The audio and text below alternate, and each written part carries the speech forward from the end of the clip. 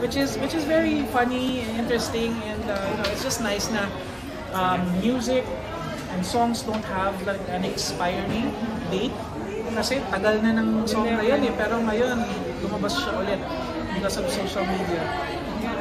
Touching on the topic po, has someone ever propose na parang pwede kayo po ba yung maging wedding singer namin? Oh yeah, ang dami kong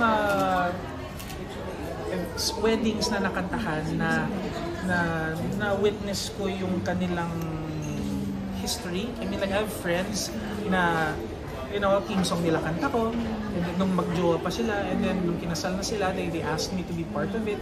So those are the stories that really give me purpose, na parang yung kanta ko, yung boses ko pala is part of their lives, na nagiging parte na ng mga buhay nila. So mas nagiging extra special yung existence ko sa showbiz, na hindi lang ako kumakanta, but you know, I'm part of their lives actually, and hindi na mawawala yun, di ba? I mean, like, written in history na yan sa kanila. So yeah, that's one thing that I'm really happy about. Touching po on Stella, and then this group as SB19, and then Beanie, there are a lot of young groups who are making a name for themselves today. Ano po nararamdaman? I'm happy, very very happy.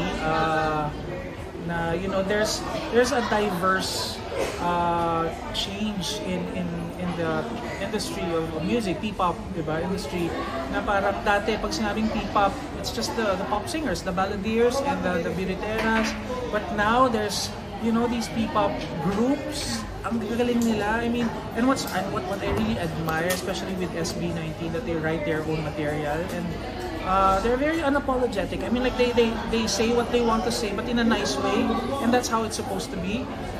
Even with other artists, you know, when you want to convey a message, you can say it in a nice way without offending other people, di ba? But bilib na bilib talaga ako sa mga bagong artists ngayon.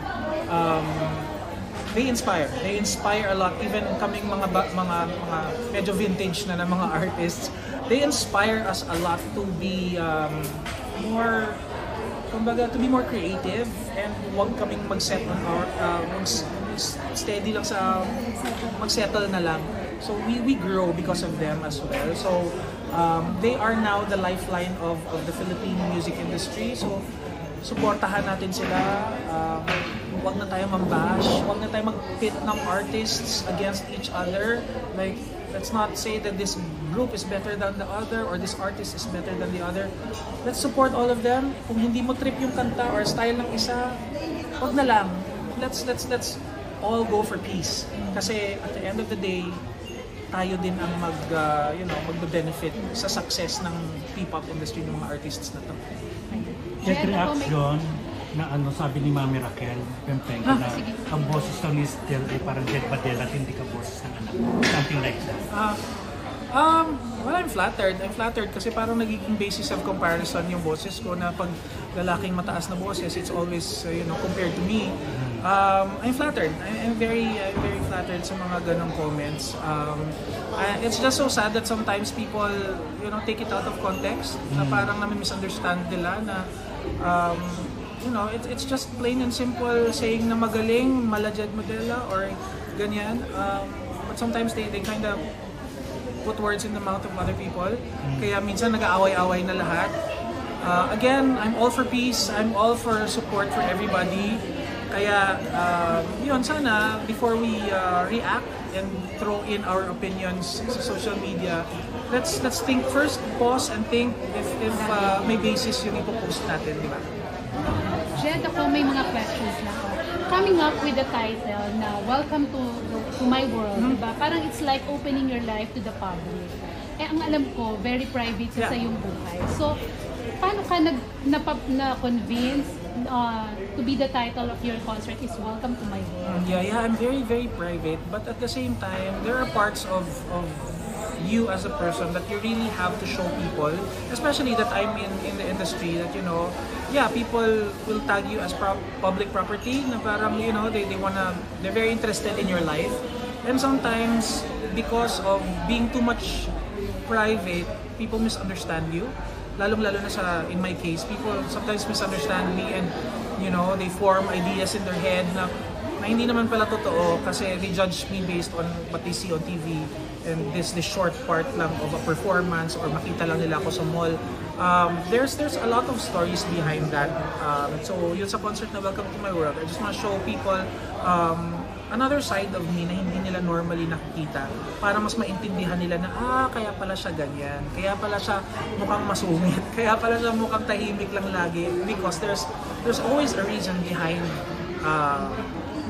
everything, diba? Kaya sa concert na to, gusto ko ipakita sa mga tao kung anong mga kwento behind Jed Madela so they would understand me more. Pero pinag-isipan mo ba na how would this help my career?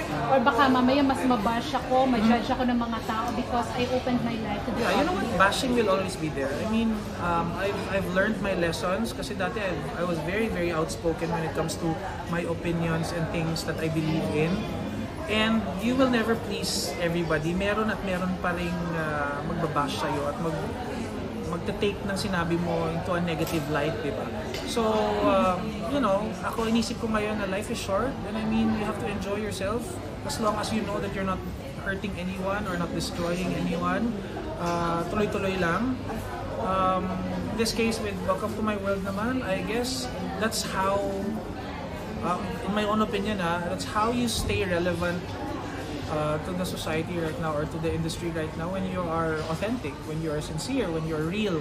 So, yun, in this small crowd in Music Museum, doon ko mapapakita sa mga tao yung authenticity ko as a tao, as a human being, not just as a performer.